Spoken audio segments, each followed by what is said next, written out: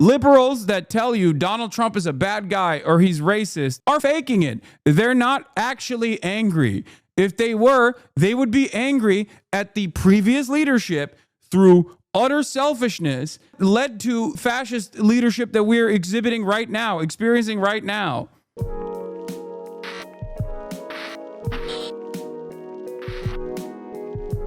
I'm saying it. All right, let's get started. Let's get started with the cancer. Let's get started with the cancer that is Joe Biden getting cancer. Joe Biden, for those of you who don't know, maybe you haven't been paying attention. Joe Biden was the president. Okay, he was, and even before he was the president, he was the vice president to Barack Obama. Okay, that's the guy. You might not have known because he didn't have a lot of motion. He was basically decaying in office. But yeah, he was the president before this last one.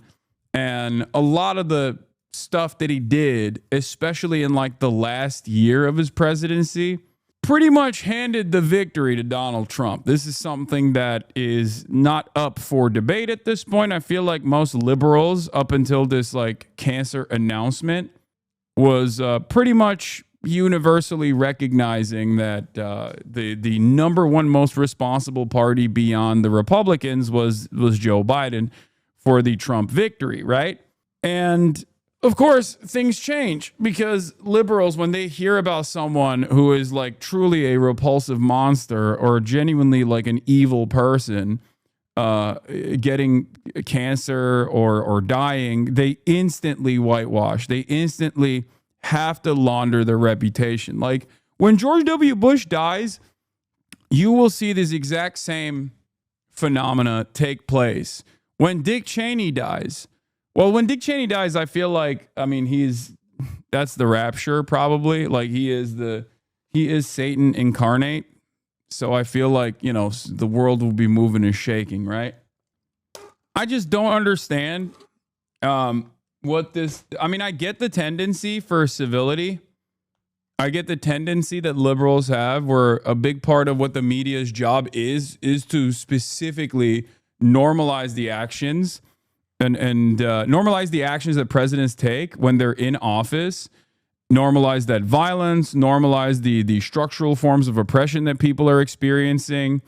That is the goal, right? So of course they're going to whitewash, launder his reputation, and talk about how wonderful of a statesman he was and how he gave his whole life to the American state. I don't play like that. You know, the only time where I was like kind of nice about someone dying was Carter. And even then I was pretty stern about making sure that people understood all of the actions that he took in office and how damaging and devastating that was, regardless of how he conducted his own personal affairs post his presidency. But Joe Brandon has cancer. He has prostate cancer, and it's like pretty severe for his age, it seems. Even though I guess it's like responsive to hormones. So they're transing him. They're transing Brandon in order to stop him from dying from prostate cancer, ass cancer, the part of your butt that's also connected to your penis, the G spot for men. All right, let's watch. With the prostate cancer diagnosis for former President Biden. He has an aggressive form of the disease, and our senior political correspondent, Rachel Scott, starts us off. Good morning, Rachel. Michael, good morning to you. And political leaders on both sides of the aisle wishing former President Joe Biden well overnight after he revealed he has been diagnosed with an aggressive form of prostate cancer, which has now spread to his bones. Former President Joe Biden announcing he has been diagnosed with an aggressive form of prostate cancer. In a statement, his office announcing Biden was seen last week for a new finding of a prostate nodule after experiencing increasing urinary symptoms. On Friday, he was diagnosed with prostate cancer. I know it's important to talk about this stuff and remove the stigma. Why do they have to say prostate cancer? Why couldn't they just say he has cancer? Now we got to think about an 80-year-old man's anus. I don't know. I mean, I guess it makes sense because people want to be hyper specific. Whoa, what the hell? If you subscribe, you can get Crunchyroll drops Hey, yo. Let's freaking go, dude. I didn't even know that was a thing. Okay. Subscribe. Do it. Crunchyroll. I don't know what kind of drops you get from Crunchyroll, but sounds cool. You and anime. Okay, calm down. Calm down.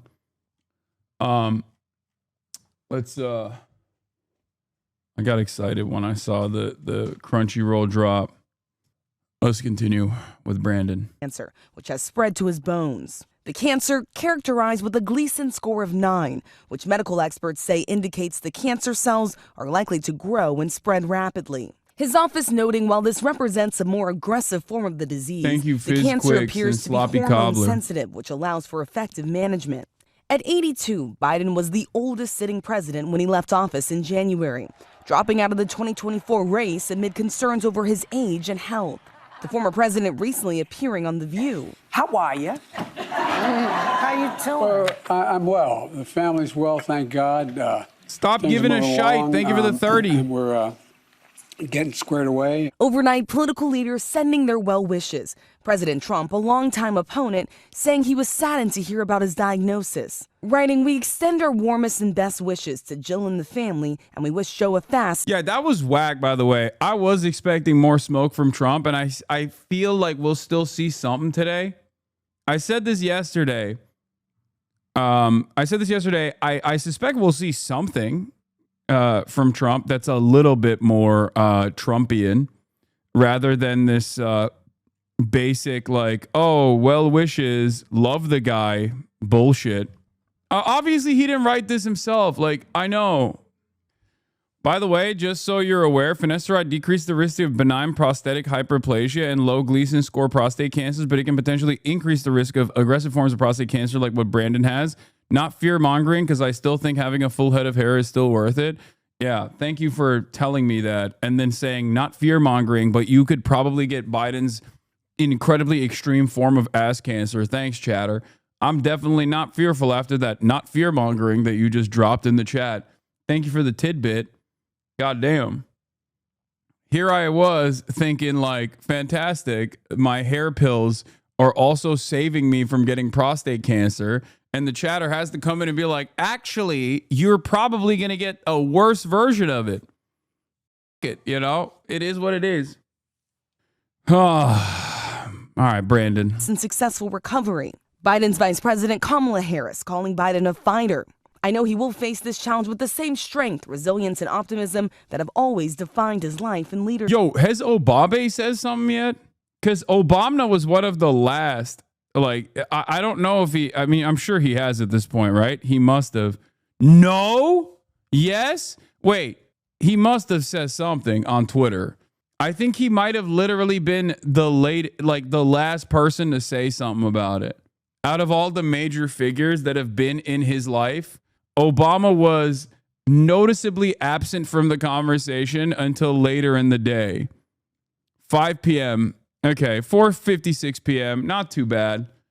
He didn't immediately lock down a post. He says skill issue on Twitter. Yeah, he waited till end of the day.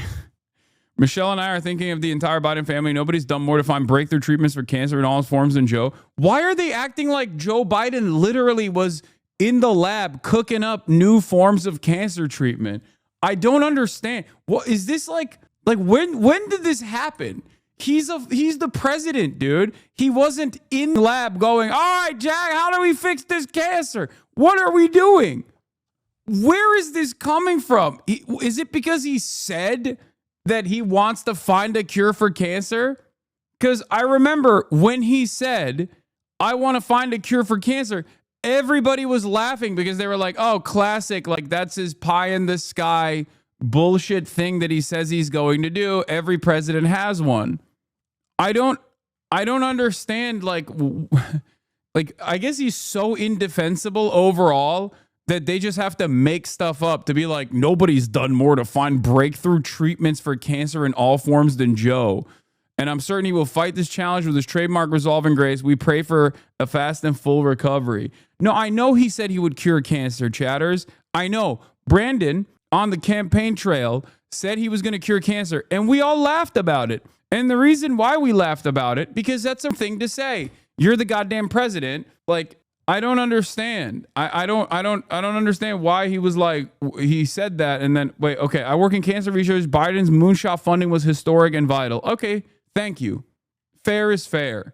I still think ridiculous to be like, no one has ever stopped cancer as hard as Biden. You know what I mean? He's the president. I don't think it's appropriate to say that. It's kind of like saying Donald Trump did the most to get a vaccine out. Okay. For Operation Warp Speed, Donald Trump is perhaps the most responsible party for eradicating COVID from this planet in all forms. No, he didn't do that shit. He was the president at the time. And the same goes for Brandon, okay? Or like Elon made the rockets. Yes, now I feel bad. No, don't feel bad. What are you talking about? What cancer did Cuba cure? Lung cancer. He's putting his hours in at the lab. Stop with the Brandon cancer research erasure.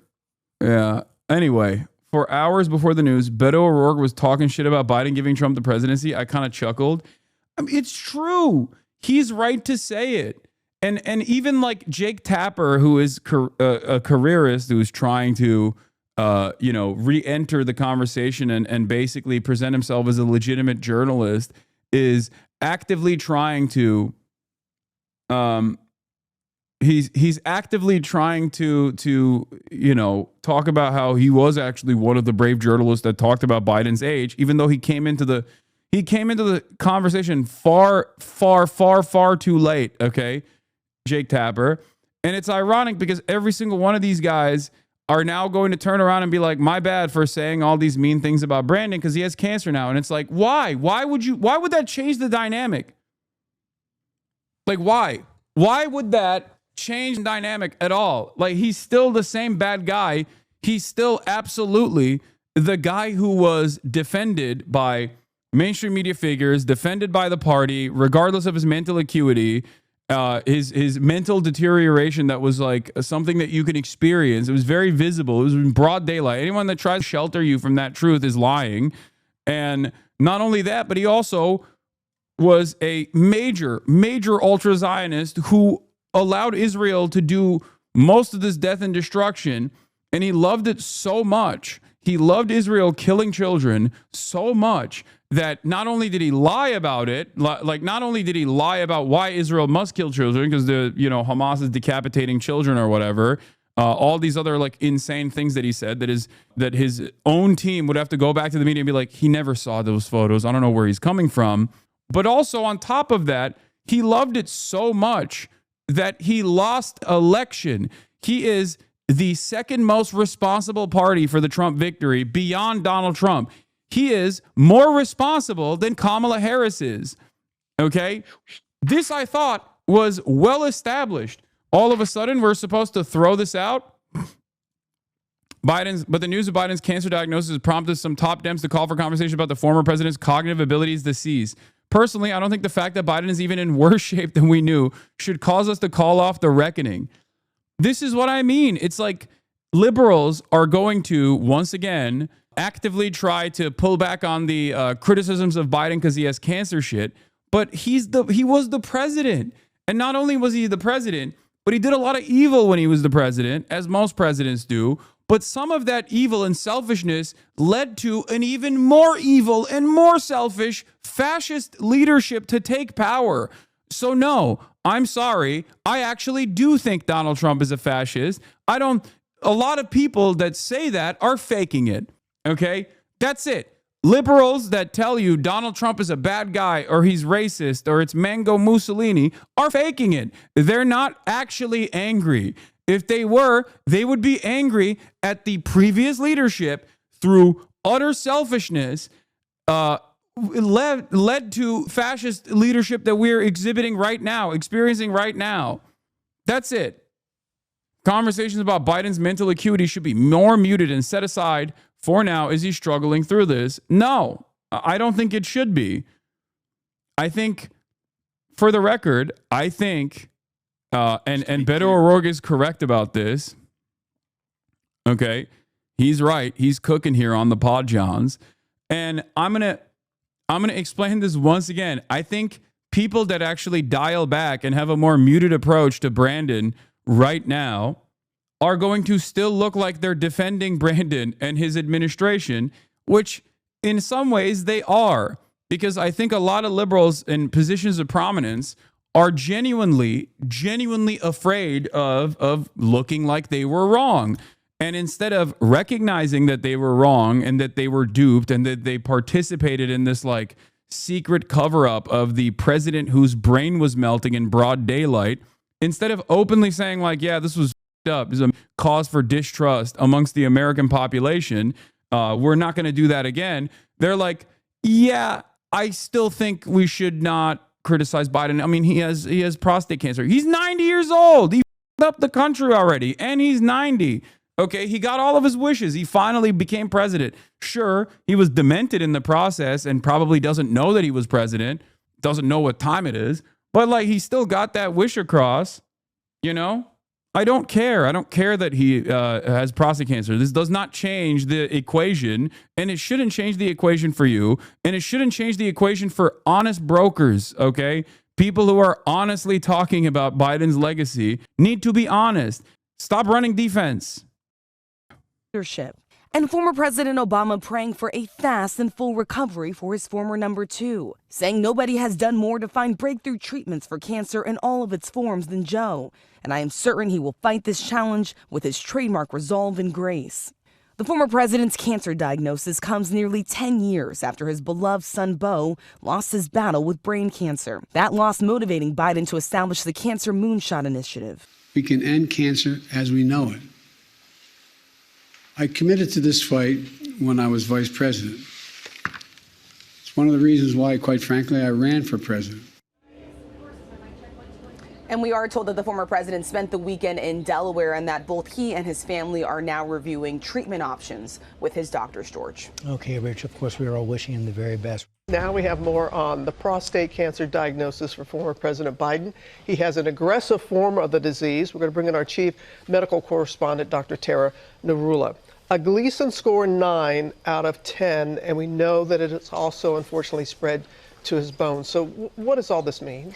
Exactly. Well, when you have any type of cancer, we want to know how likely is it to grow and spread. With prostate cancer, we use something called a Gleason score. That means doctors take a biopsy of the prostate. They look at it under the microscope. They take 2 of the largest samples and they look at the cells. If the cells are more normal, they get a number 1. If they're more abnormal, number 5. We add up the numbers from those 2 samples. So let's say one sample is a 3 and one sample is a 4. The Gleason score would be a 7, right?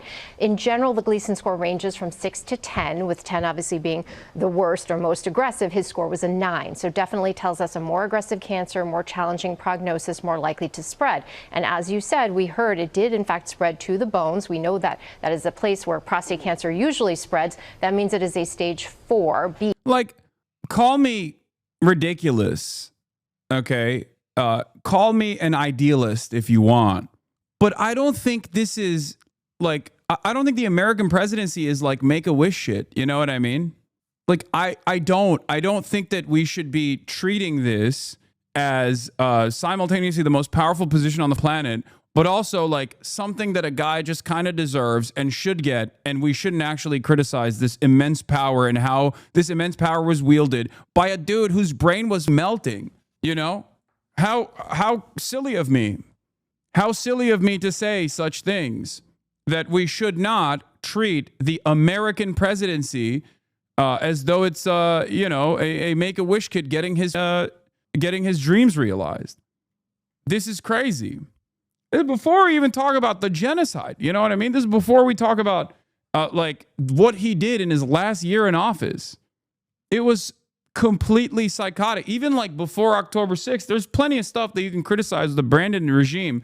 October 6th is the date that I use specifically, and not October 7th, because October 6th is ironically when he revealed his like insane anti-immigrant plan. Like, that was their big effort to win back voters, was to just basically try to get ahead of all of the anti-immigration, the wave of like white nativist anti-immigration sentiments that were coming from the Republican Party by saying, we're the real border party. And then Kamala endorsed everything as well. So obviously she's also responsible for this defeat. But like, it blows my mind that we're just going to forget that, all of that. Why? Because he has cancer. Come on, let the little guy rest. Like, get the out of here. Usually that means it is not curable, it is treatable. In general, we think about prostate cancer as being slow growing and usually having a good 5-year survival, 99%. When it is spread to distant sites, then that 5-year survival drops to about 37%. Also, the other part of this that I don't understand, and this is a good question, is how the does this guy not have a doctor prod his asshole with regular frequency? He's 90 years old. Okay. That's like, once you're 45, I feel like that's basic physical shit. You know, you get a physical once a year as a normie, not the president. A doctor's going to shove his finger in your ass. Okay. So how did this happen? They stopped checking after 80. Wait, really? Apparently they stop after 70. Wait, why? They're just like, yeah, if it happens, you're going to die anyway. Is that what it is?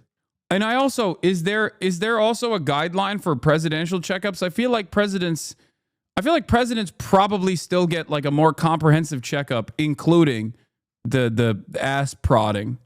I believe after 80, there's almost 100% men get prostate cancer. Like what you're describing seems like a common practice for people on insurance or like Medicare. You know what I mean? That seems like legislation that like, or that seems like guidelines that's like some insurance company wrote because they're like, well, there's too many false positives anywhere, so it's a waste of time to like go through this rigorous check. But I feel like if you're the president, you probably go through the maximum checks, right? Or I would expect you to. You don't discover stage 4 prostate cancer that is metastasized to the bone. He was actively campaigning with his diagnosis 100%. It can be detected in routine blood draw checks. Benign prostate hyperplasia, and we can't biopsy everyone. However, many health authorities advocate for the cessation of routine prostate cancer testing in men older than 75 because of the belief that most patients will have a clinically insignificant cancer and will not benefit from the therapy.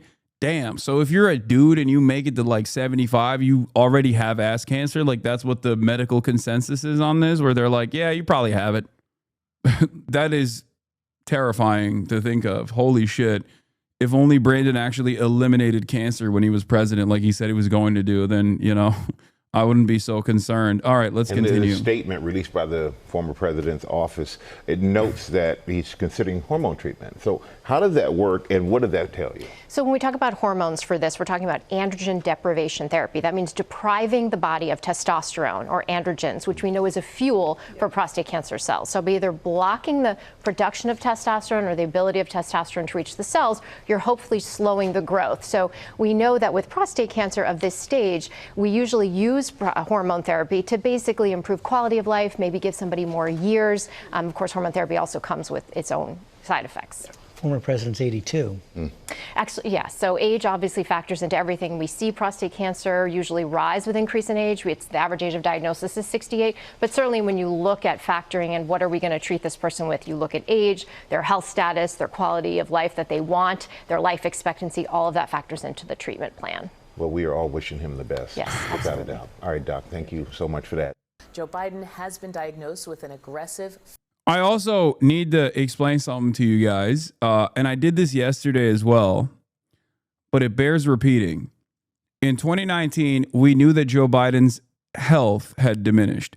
We knew that Joe Biden's mental faculties had diminished. When I say we, I mean myself. I talked about this quite extensively. I wrote about this extensively in 2019. I wrote about it in 2020. I talked about it in the primaries where I said he's going to be a one-term president. It's crazy that like we're just kind of dropping the incumbent advantage for the upcoming election, even if he was to become the candidate, right? And there were a lot of people at the time, there were a lot of like ball knowers, a lot of politics understanders that were yelling at me for being ageist and all this stuff. And it was obvious back then. So one must ask the question once again, why did this happen? Why did this happen? Why was Biden presented as the only alternative that can defeat Donald Trump from both mainstream media outlets like MSNBC, CNN, and numerous others at a time when it was, incredibly important for the liberals to get together and rally around one candidate that would truly defeat Donald Trump? Why? Why was that the case? Why was it Biden? Well, the reason why it was Biden, the reason why it was considered to be Biden in 2020, I'm talking about, by the way, I'm not even talking about the last time. Okay. I'm talking about 2020. The reason why it was Biden was because he was the establishment pick that they thought was the one that could unite the base. Okay. Against, not Trump, against Bernie Sanders in the primaries. And if you recall, and this is something that I covered extensively at the time, you can go back and watch my VODs on this. You can go back and watch my videos on this. Basically, Biden was a non-entity in the primaries. He was not doing well at all until Jim Clyburn in South Carolina gave Biden a predictable victory. And in the aftermath of the South Carolina primaries, in that incredibly predictable victory, the media basically spun a 2 or 3 day nonstop media cycle that amounted to, at the time, I think they calculated this, it was like multiple billions of dollars of organic advertising for Biden, talking about how incredible this upset was and that he is truly the guy, and that because black people in South Carolina voted for Biden, that he must be the candidate. And if you don't like Biden, then you're probably racist, that you probably hate black people because black people in South Carolina in the primaries voted for Biden. That was the meta. That was the conversation that was impossible to avoid. And in that process, over the course of that 3-day news cycle leading into Super Tuesday, Biden got effectively carried into major victories in states on Super Tuesday that he had not even been to, that he had no campaign offices in. He won that shit. That's it. And meanwhile, cynically, they even moved South Carolina to the first point. Aides at both the White House and the DNC admit that the main motivation to move South Carolina first was helping Joe Biden, not uplifting black voters. They openly admit that. It is an incredibly, incredibly cynical move from the campaign. South Carolina is utterly dominated by machine politics. Like the South Carolina Democratic Party, the South Carolina Democratic Party is completely controlled by machine politics, okay? Church groups and the Democratic Party and Jim Clyburn run the show there, okay? If Jim Clyburn was a major advocate for Bernie would do gangbusters numbers over there. If they were using the same church groups and the same organizing tools that the Democratic Party machine uses in South Carolina to push for Bernie Sanders, everyone would vote for Bernie Sanders, okay? Straight up. That's it. Get mad at me all day, every day if you want. It doesn't matter. Older voters are very malleable. Black, white, doesn't matter, okay? Boomer voters are endlessly persuadable. Yes, I'm going to react to Bernie on Flagrant in a second. Why am I talking about all of this? For two reasons. One, the Democratic Party cynically weaponizes identity politics in this way in an effort to put forward establishment candidates. Sometimes they'll even erode the chances of black or brown young candidates in an effort to maintain loyalty to their establishment pick. It does not matter. They will always do this. Okay? Moving the primary, the first primary to South Carolina is a way to galvanize this, is a way to solidify this, okay? And they did it cynically. They did it, and this is an admission for it. The members of Biden's staff weren't the ones comfortable with abandoning Democratic norms. The former president enjoyed the support of the Democratic Party, which at his behest blew up the old primary schedule, putting South Carolina in the first slot. The ostensible justification was anti-racism and elevating voters of color in a heavily black state. According to Tapper and Thompson, aides at both the White House and the Democratic National Committee admitted that the main motivation was helping Joe Biden, not uplifting black voters. South Carolina was a strong state for Biden, and the thinking seemed to be that a steady performance there might put primary challenges to bed early. In other words, the DNC appeared to try its level best to tip the process in favor of reelecting a man who a majority of the public thought could not do the job. At this point, it had been 2 years. At this point, it had been 2 years since numerous polls had come out that stated that 75% of Democratic Party voters wanted someone else. They did not want Joe Biden to be the candidate. They did not want Joe Biden to run for re-election. In 2022, post midterms, the Democrats were saying, we want someone else. This guy is old. Okay. Now, going back to 2020, though, the reason why I brought this up is because, to show you how cynical the Democrats are. And here's Ested's commentary on this, by the way. I think it's good. once again. I'll say it. A huge reason this worked at a time is lack of diversity in media. Dems spent last several years repeatedly using race and identity as a shield and relying on the fact media that relied its blind spots to ensure lack of accountability. Yeah, the media's blind spots on the issue of race and a lack of interest in like intersectional politics created an opportunity for them to cynically deploy black people as a shield or as a weapon to wield from time to time to suit the interests of whatever the establishment candidate was. And they keep doing it. They still do it. They'd roll out an individual validator, pretend it spoke for everyone, and it wouldn't be properly interrogated. The South Carolina switch was obviously performative politics, but you have to know/care enough about black communities and its voters to push them. Too many don't. Ironically enough, did Joe Biden really move South Carolina to the front of the primary calendar because of black representation, or was it a cover for the establishment to protect a vulnerable president outside the view of voters? This was all the way back in April 13th, 2023. Here is the Stets coverage on it. Of course, I said, wildest journey was the week-long stint where they suspected black men might not vote Democrat by the same margins they did last time. Insane media week. Maybe the worst week of my professional life. 5 TV requests a day, but they're all like, so why do black men hate Kamala Harris? It's so ridiculous. And it also, once again, showcases the utter lack of interest from Democrats and also the media vehicles that they use in truly addressing some of these problems. They just only care about it from the perspective. They only care about it from the perspective of like, can we use this to beef up our support for a dying candidate? But again, I will go back to the 2020 primaries. Why was it that in the 2020 primaries, okay, black men hating Kamala was just not factually true? I know. You know who was saying that? My Caucasian ass was saying that. I kept repeating that over and over again. I kept saying a lot of people are misunderstanding the polls. They're stupid. And they think that like black men are not in favor of Kamala Harris. This must be a crisis of misogyny amongst black men. This is bullshit. It's bullshit. The problem always has been and will continue to be white people by wide swaths of the public. And that also the idea that you don't have any ownership over black and brown people anyway in the Democratic Party, especially when you don't actually do anything for them. Do you understand? You have to serve the people. You have to, win their votes. That's crazy. Republicans do try to win their votes. Anyway, I keep going back to this. Why in the 2020 primaries did they want Biden? Why did they push this old man who obviously was falling out of favor and was his brain capacity had clearly diminished? Why did they rally around him? Here's why. Let's assume, and I've asked other candidates this kind of question, veto question. Let's flash forward. Your president, Bernie Sanders, is still active in the Senate. He manages to get Medicare for All through the Senate in some compromise version, the Elizabeth Warren version or other version. Nancy Pelosi gets a version of it through the House of Representatives. It comes to your desk. Do you veto it?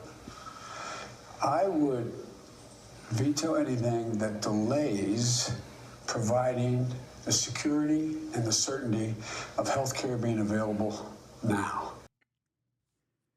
That's why. Because Bernie Sanders was a threat. Now, would he have been able to actually swing America in the direction of social democracy? Would he have been able to successfully push for more social safety nets? I don't know. But it was enough of a fear from those with moneyed interests, those who have power both in the party and also all of the interest groups and the lobbying groups and the corporations that dominate the Democratic Party. That was such a major problem that they were willing to plant a dying fool who's clearly lost his touch in broad daylight. And they forced everyone to rally around. Obama forced everyone to rally around Joe Biden. It was known. It was known that his brain wasn't working as well as it once did. Okay, Biden was a retail politician susceptible to gaffes. Okay, but those gaffes sometimes made him look more human. But he was a fantastic retail politician. He was Mr. Baby Kisser. Okay, he did that shit. That was his main role. That was his role in the Obama administration. The kind of racist white guy that will silence the masses that are terrified of a black president who they thought was Muslim. Okay, but obviously, come 2020, like his mental capacity was diminished. I showed you differences between his speeches in like 2016 versus 2019. It was noticeable. And I think a lot of these people noticed it, but they were so terrified of Bernie Sanders and the moderate, marginal changes that Bernie Sanders was advocating for, like an expansion of the welfare state, or at least like clawing back some of the things that Trump had undermined in the prior administration. They were so afraid of that they went crazy. They went crazy and they pushed for Biden. Make no mistake. And of course, Biden's administration was filled with false promises that he ran on that he never actually followed through on. There is at this point a lot of whitewashing and laundering of the reputation of Joe Biden that's taken place in broad daylight. I will not stand down. I think the goal here is for mainstream media to make you think that like he wasn't all that bad and that everyone's being a little crazy about it. And it's a way to actually launder their own credibility as well, to say, on the one hand, we kind of knew that he was old, but he was like really sheltered from the public. But also on the other hand, don't think too much about it, because then it's really fucked up. If you think too much about Biden's diminished mental faculties and how we actually ran cover for it, then, you're going to start being skeptical of the narratives that we present. Meanwhile, what a lot of these people don't realize is that this lack of interest in doing good journalism is unironically part of the reason why so many people have completely dropped support, and so many people completely refuse to believe any of the narratives coming out of mainstream sources, mainstream resources. Another great example of this is the things that people can see with their own two eyes on social media about the plight of Palestinians versus what they see in mainstream news.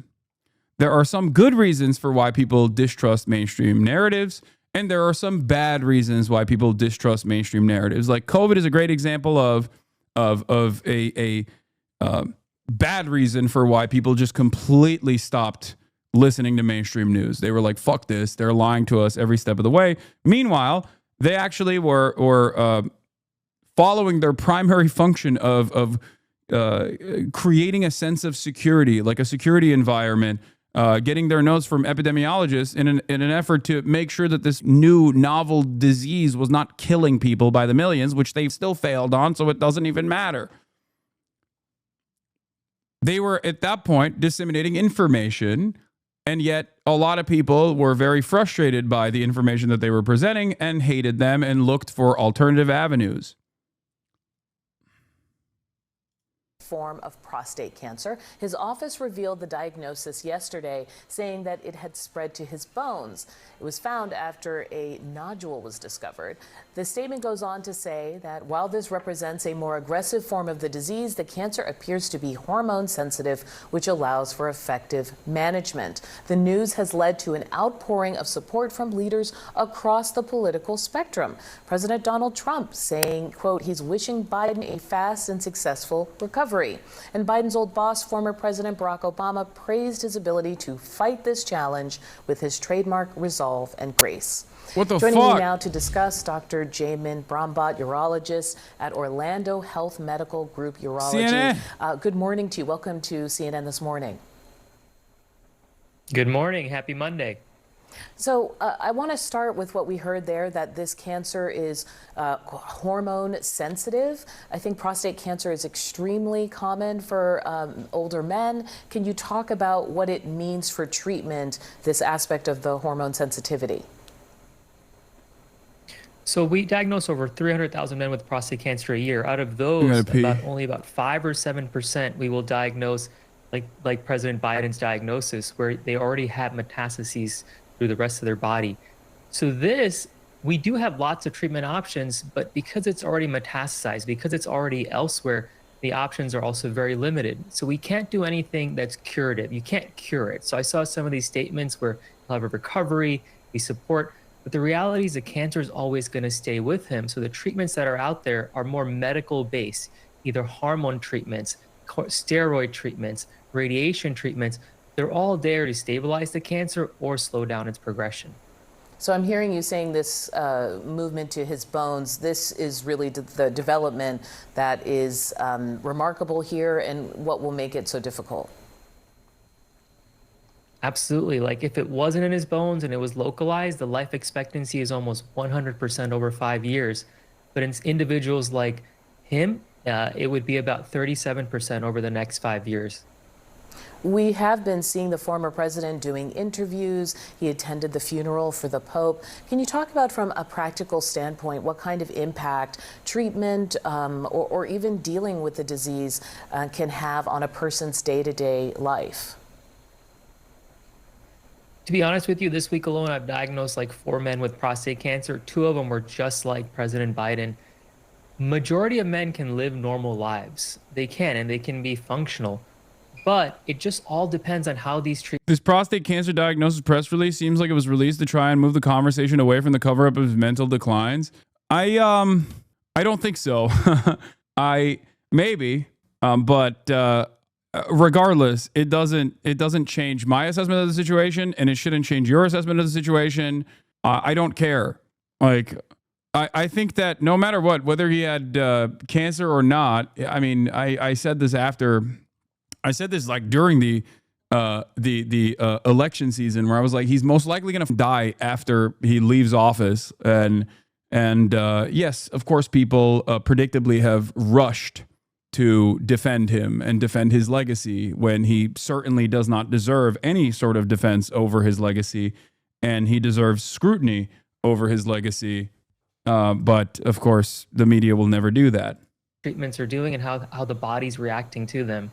So these treatments are great. They can definitely control the cancer, but they're also...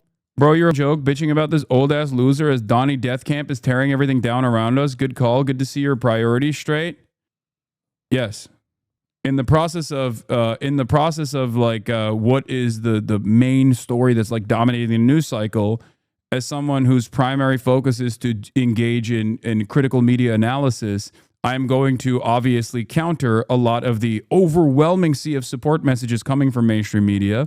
And I'm also going to explain to you why they're doing this and why I think it's silly. If you have an issue with that, I don't know, you can go watch CNN directly. Now, having said that, a big part of my commentary and my criticism here with Biden's legacy is that his legacy is Donald Trump becoming president again. So if you hate the fact that Donnie Deathcamp is the president, okay, as do I, and I think you know I hate that, you should understand how the media's cover-up over Biden's mental decline, and even the fact that they propped him up when they knew his brain was already pudding, tapioca pudding, all the way back in 2019, is perhaps an important conversation to have. Don't you understand? Do you feel like this is an unimportant conversation that's taking place right now? The Democrats abdicating their duty of being the counterbalance towards growing fascism in this country. Don't you think that that's important to talk about? Especially because the way I see it, the whitewashing of Biden's, the reputation laundering of Biden, and the hyper-focus on his prostate cancer right now to present himself as a victim that's being like unjustly maligned by mainstream resources, while the major media narrative up until this cancer diagnosis being made public was his mental decline and how people covered it up. I think the reason why they're talking about this so aggressively is to continue that culture of silence, that culture of refusing to criticize not only previous leaders and their failures, but also all the people that propped up this old man who was dying. So one must investigate why you actually have an issue with this.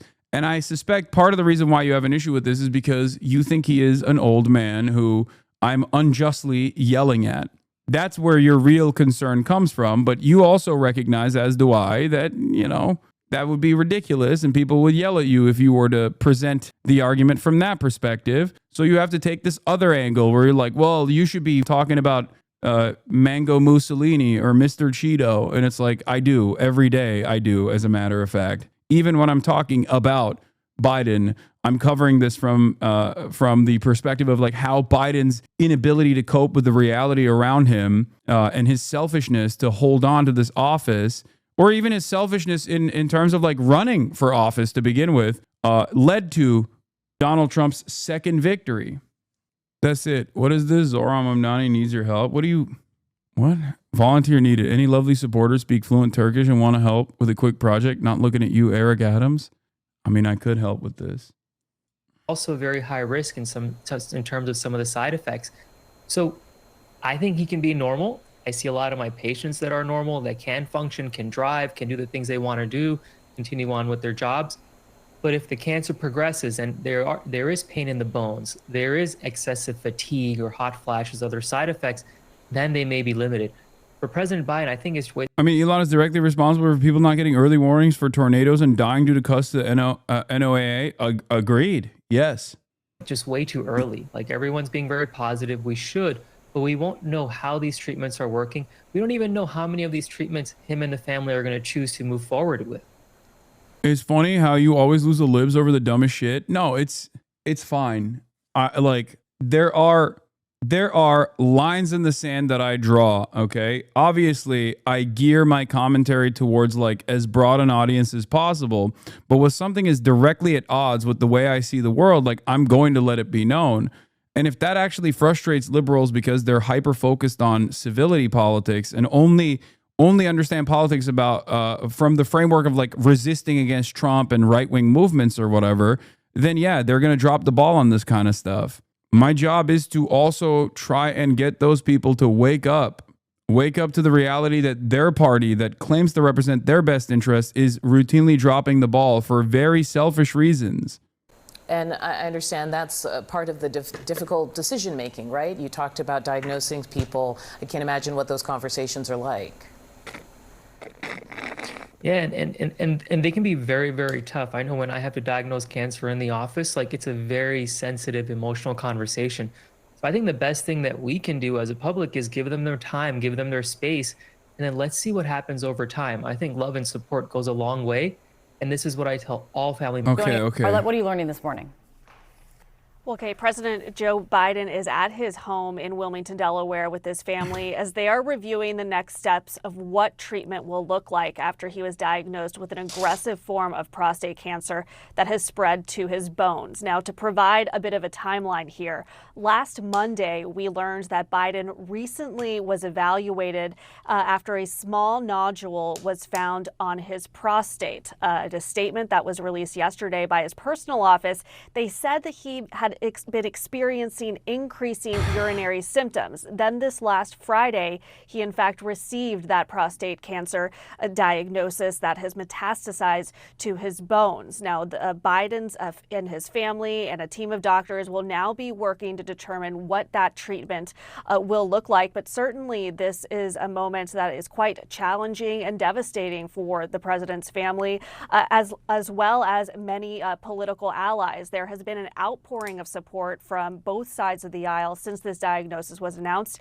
Yesterday, President Donald Trump, who Biden had faced off against in 2020 and 2024, posted on social media with lending his support, saying, "Melania and I are saddened to hear about Joe Biden's recent medical diagnosis. We extend our warmest and best wishes to Jill and the family, and we wish Joe a fast and successful recovery." Biden's former Vice President Kamala Harris, also posting on social media, "Joe is a fighter, and I know he will face this challenge What is happening with with the this same strength audio, and man? resilience and optimism that have always defined his life and leadership." And he also got some well wishes from former President Barack Obama, who had Okay, we saw all this. Okay, we have a Fox News alert. Messages of support are rolling in from around the country after former President Biden announced he's been diagnosed with prostate cancer. Our senior White House correspondent, Peter Ducey, is here with the latest. Peter? Good morning. And the first ever email we received from a newly formed Biden personal office was about this cancer diagnosis. Part of their note said, He was diagnosed with prostate cancer characterized by a Gleason score of 9 with metastasis. Yeah, this is also another interesting narrative here as well. Thinking back to the 2020 primaries where we were told Sanders wouldn't be healthy enough to be president, but Biden would. Now Biden is barely coherent while Sanders is still full speed Sanders. I mean, doing like massive rallies all around the country, going on podcasts. He is a dynamo, and he literally had a stroke on the campaign trail. Like, he had a heart attack on the campaign trail, and he was still kicking, still moving, still pushing. Meanwhile, Brandon is dying. Being president is stressful. I mean, sure, who knows what would have happened if Bernie was president too. Having said that, what we are looking at here is obviously a Bernie Sanders who wasn't all that different from 2016 to 2020 versus a Biden that was very different from 2016 to 2020. Metastasis to the bone. While this represents a more aggressive form of the disease, the cancer appears to be hormone sensitive, which allows for effective management. President Trump's reaction to that: Melania and I are saddened to hear about Joe Biden's recent medical diagnosis. We extend our warmest and best wishes to Jill and the family, and we wish Joe a fast and successful recovery. The Secretary of State, Marco Rubio, says Jeanette and I are united in prayer for the Biden family during this difficult time. Kamala Harris says Joe is a fighter, and I know he will face this challenge with the same strength, resilience, and optimism that have always defined his life and leadership. We are hopeful for a fast and speedy recovery. And then Barack Obama says nobody's done more to find breakthrough treatments for cancer in all its forms than Joe. I'm certain he will fight this challenge with his trademark resolve and grace. There was, of course, a ton of focus on President Biden's health while he was in office, but most of it focused on cognitive abilities and whether or not the Parkinson's specialist who kept getting cleared into the White House was treating the president. There were a lot fewer questions about cancer screenings, especially after July 21st of last year, when he said he was not going to seek a second term. Friday, we all heard that Robert Hur audio come out, and the Biden office was quiet about it. Now we know Friday is also the day they got news from the doctor about this diagnosis. Back to you. All right, well, our thoughts and prayers are with his family. We definitely don't wish this on anyone. Thank you so much. Thanks, Peter. All right, let's bring in Fox News senior medical analyst, Dr. Mark Siegel, to respond to this. Dr. Siegel, we got word about this yesterday. Your reaction to how advanced it seems. Really, really surprising that it's this advanced at the time of diagnosis. Now, you can miss prostate cancer, but most of the time regular screening picks it up. A sitting president, I would expect to have advanced screening. Should not be subject to debate what kind of screening. You do a PSA for sure every year on a Would president. a PSA test have picked that up? Not all the time, but there's other tests that we do that are several different kinds of tests you can. I do want to stress something. In terms of average Americans' feelings, and I'm not just talking about like pure partisans here, like regular everyday Americans that look at the situation, there's a couple attitudes that Americans demonstrate all the time. Oh, an old guy has cancer. That's sad. We shouldn't be angry towards that. That's definitely a motivator here. Okay. But the other opinion that they have is that Biden was old and should not have been president and should not be running for president again. So in terms of these two conflicting, competing attitudes amongst normies, Fox News is going to come out as the clear winner in the way that they present the subject matter in a much more critical tone that still daggers Biden while still saying like, oh, it's really sad.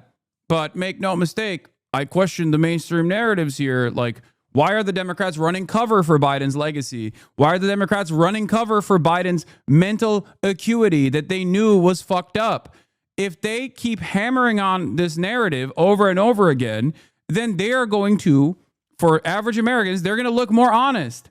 And liberal media that refuses to do this because now they're running with the civility politics, using Biden's cancer as a way to just shelter the public from the serious reckoning that must take place, is absolutely going to leave a bad taste in people's mouths, and it's going to cause people to trust mainstream sources less.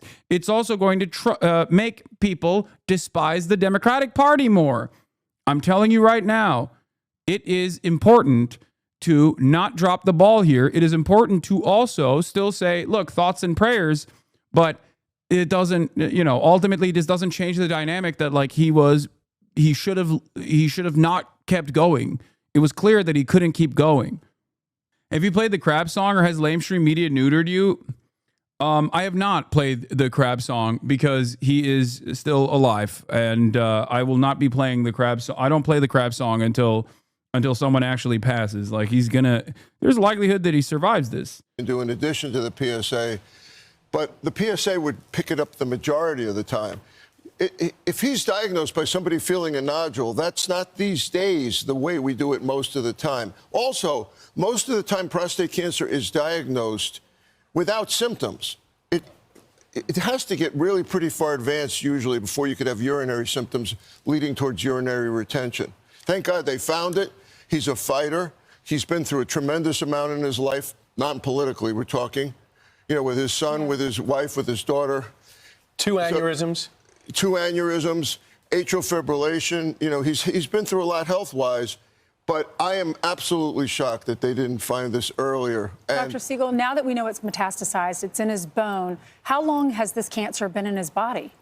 Well, it's aggressive, Ainsley, which means that it's moving pretty fast. But I can't tell you for sure, but he didn't just get this overnight. He's had this for months and months. Even if it is aggressive, it's a Gleason 9, which means under the microscope, group 5, under the microscope, it's quite aggressive. They find that it's responsive to anti-testosterone type therapy. We have that. We have it in oral form now. We have it in an injectable form. So he will. Okay. I don't really care too much about this. J.D. Vance is demanding answers about Biden's health in office after diagnosis of prostate cancer. Obviously, this is a way for them to drive home that narrative directly at odds with mainstream media. Meanwhile, Donald Trump is doing what? Donald Trump is releasing his new internet pornography law. Hasan Reactions, one of the best ones in the React channel.